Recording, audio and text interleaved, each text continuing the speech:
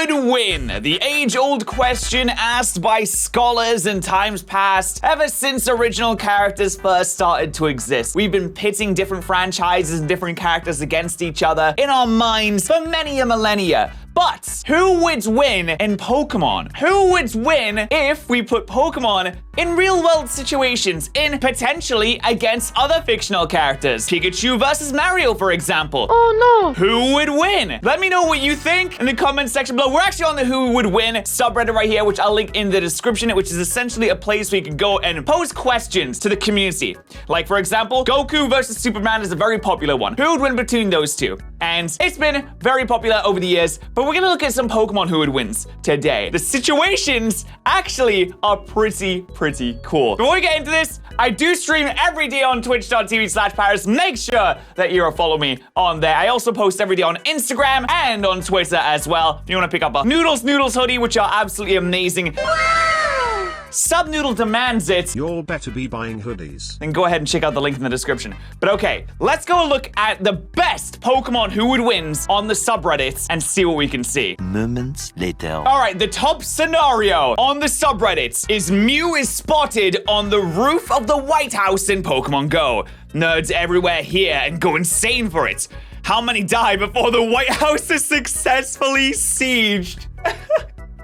This is gonna be amazing, I can already tell. So that's the situation. Round 1, all Pokemon trainers in Washington, D.C. Round 1B, same as round 1, but they have real living Pokemon. Oh my goodness. Round 2, all trainers in the country. Round 3, all trainers in the world, and the government gets some prep. So let me know, what do you think? Pokemon Go versus the Secret Service and the White House. No one makes it in time as Obama successfully snatches the legendary minutes after reveal. Is like, oh, this was back when Obama was in the White House, by the way. We ain't got no Ivankas in there. We ain't got no Dolans in there. We got the Obama still in there right now. Obama himself would be up there catching it. I could imagine Barack Obama himself pulling out his phone and be like, well, wow, this is incredible. I see a Mew raid on the top of the White House. I'm gonna go and get it. I hope that's okay with you, Mr. President of Brazil. I'm gonna have to go and get the Mew. It's chilling there. Do you want to come and do the raid with me? I just walked by the White House. It's a gym. Oh, come on! Is the White House really a gym? It should be a big raid place. Well, no, it shouldn't be, should it? But then again, if it's a gym, who controls it? Who controls it? I really want to know that now. If you know who controls the White House gym in Pokemon Go, let me know, because I'm very curious now. There's a gym in the White House. It's guarded by a high-level Blastoise. I think it's on the red team.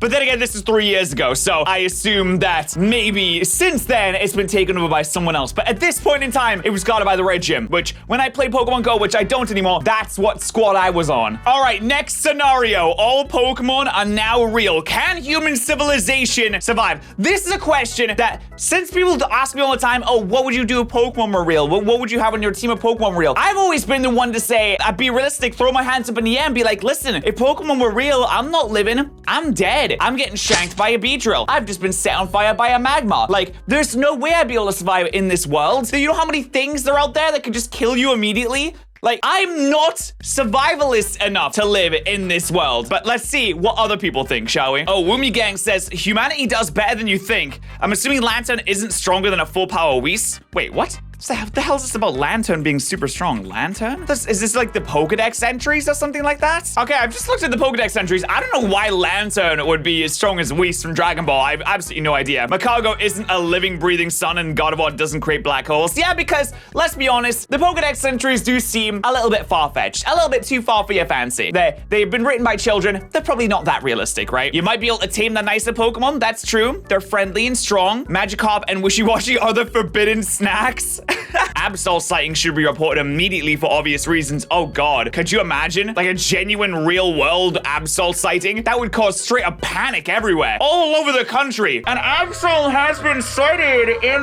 the Pennsylvania region of America. The Pennsylvania region, like that's not like a massive area. Beaches are off limits. Palossand is way too dangerous for us. Yeah, that would just grab us, pull us under. It's like quicksand on steroids. It's a dead version of quicksand. which ironically is actually more dangerous than the living version of quicksand, which sand is not living. So am I right or am I wrong? I can't even tell. Lucario can understand human speech, so they might help us. I don't know if Lucario will be too into helping us, to be honest. They should be strong enough to handle the more worrying threats like Tyranitar and Bishop. Remember, by the way, these guys can fire energy beams. Like, we may have bombs and guns on our side, but I don't know, man. You got like the pseudo legendaries that are master. You got the legendaries. Did anyone think about the legendaries? Like, my god. And it comes in like, haha, psych, the Ultra Beasts are here, we're all doomed. First of all, it's important to find and contain every Cosmog on Earth, which, I mean, to be fair, it's an Ultra Beast. There should only be one Cosmog. Here's a tier list of the most harmful to the most dangerous. Pheromosa and Xurkitree. I mean, I could see Xurkitree being harmful for sure. Pheromosa, I mean, it's just a lanky bug. You could probably cap that thing really quickly and they'll be dead. Standard poker threat, Stakataka, Naganadel, Buzzwole. I mean, I don't know, man. Buzzwole seems like it'd be a big threat. Have you seen how big its muscles are? That guy could probably bench press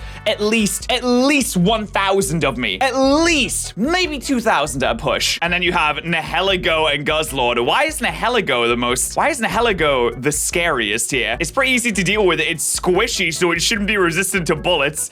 Oh, God.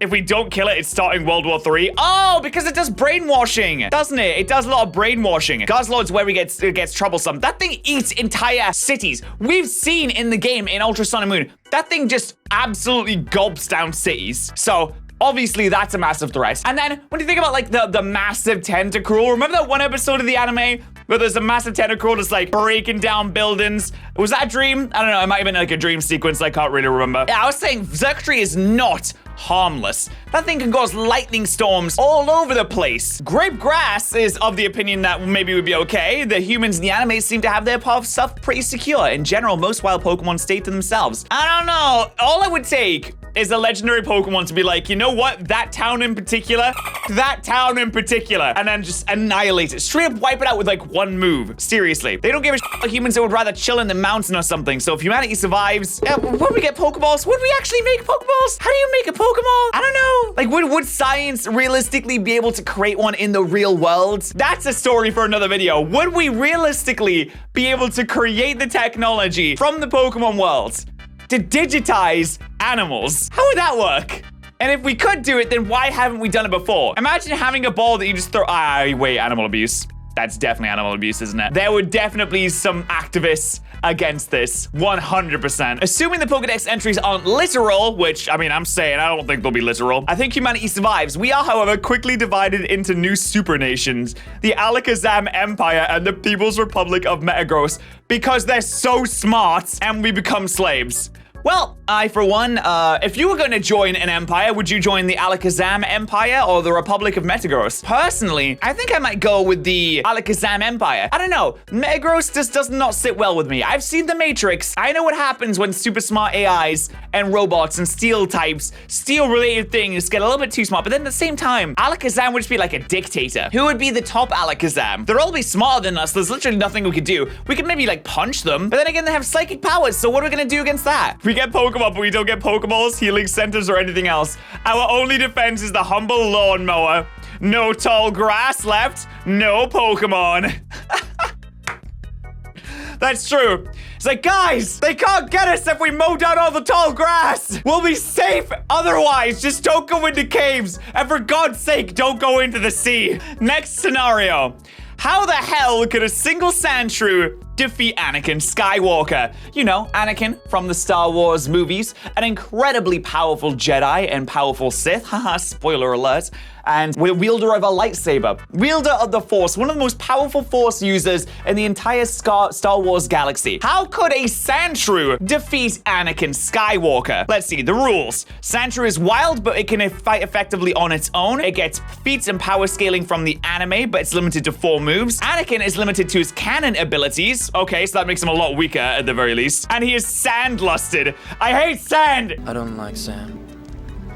It's coarse and rough and gets everywhere. All right, rounds. Anakin episode 2 before he loses his hand. Anakin during episode 3 and Darth Vader. Sandshrew uses Sandstorm. It's coarse and rough and irritating and gets everywhere. Sandshrew takes it. Easy game, easy life. Anakin weeps. Sandshrew uses Sandstorm. Anakin is immediately OHKO'd by the coarse, rough sand that gets everywhere. How else can Sandshrew win, though? The only way our sandy friend can win is if we use game mechanics. I love game mechanics. Give our Sandshrew maximum HP, minimum physical defense. The rest of the stats don't matter. Wait, minimum physical defense? Give it a focus sash and teach it counter. Oh, smart. Pray that Anakin uses lightsaber instead of a force attack. If he does, he'll take some significant damage. It's the only real way we can do this. Ah, wait. Does Sandshrew actually learn counter, though? Sandshrew does indeed learn counter. There may be a way our sandy little buddy can actually pull this through the focus sash. Go on, Sandshrew. You beat that Sith Lord. Could you imagine? It's over, Anakin. I have the high ground. The entirety of the Galactic Empire is brought down by one sandy boy. Okay, we have another Star Wars versus Pokemon scenario. Darth Vader must fight every single Pokemon. Well, we've already established that a single Sandshrew will be able to take down Darth Vader, but let's just see what they are trying to say here, and then we can maybe come to some different conclusions. The arena is neutral, featureless, box-like room. Big enough to fit any Pokemon while allowing mobility, even Wailord. Vader must fight them in the order of the national dex. Oh, okay. After every 50 Pokemon, he's allowed to rest. Can he win it? When does he hit his wall? Ooh, okay. So round 2, Mega Evolutions and Alternate Forms are included. Round 3, same as above, but now every Pokemon are bred to competitive levels. Oh, okay. Let's see. Hard stop at the Gen 3 Weather Trio. Possible hards. The Gen 3 Weather Trio? I don't know. Mewtwo is right there with psychic capabilities, but then again, no, I don't know, because Darth Vader's force capabilities are incredibly powerful. When it comes to the force versus psychic capabilities, like, how do you judge who comes out on top with that? Can Vader just throw his lightsaber? No, because Mewtwo would catch it in the air with some telekinesis nonsense. But then again, so would Alakazam. But at the same time, Vader is so incredibly powerful in the Force. Would he be able to just like push back against it? I know for a fact that he wouldn't be able to beat the Gen 4 Legendaries.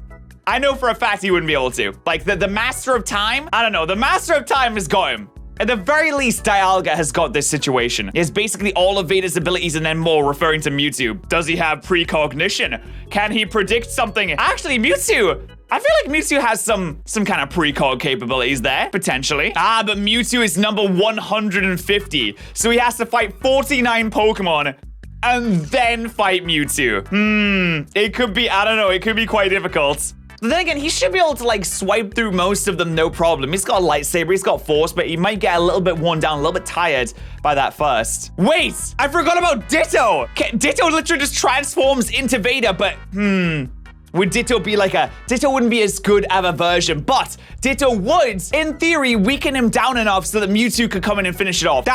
You know what, I'm saying that is the situation. Ditto transforms into Vader, they have a duel, the original Vader wins because he's stronger, and then Mewtwo comes in at the end and just finishes the deal. That's how I think this goes. And also, Vader's suit is prone to shut down from lightning. So, yo, Pikachu, you got a Thunder Wave for me, buddy? Got a Thunder Shock? Emma Stone, Emma Watson, Emma Frost, every Emmy winner, Eminem, Pokemon Emerald, and Eminem team up. What's the biggest empire they could topple? What? This is so silly. What? Okay, I know, I'm not even gonna read this one, but I gotta stop here, dude. If you want to see more Pokemon Who Would Wins, then let me know in the comments section below. I absolutely love this. I think this stuff is hilarious. People come up with the most ridiculous, inane stuff. It is absolutely fantastic. If you want to see more, hit that like button. I'd really appreciate it. Thank you so much for watching. If you did enjoy this video, make sure to follow me on Twitch. I stream every single day on Twitch. Make sure to follow me on Twitter and Instagram as well. I don't stream on those, but I do post on those places every day as well. Thank you so much for watching. And I'll see you guys next time. Thank you so much to our Twitch subs and YouTube members of the day. Remember, if you are a YouTube member or a Twitch subscriber, that both gives you access to the sub Discord. And I appreciate you supporting the channel. Thank you so much, guys.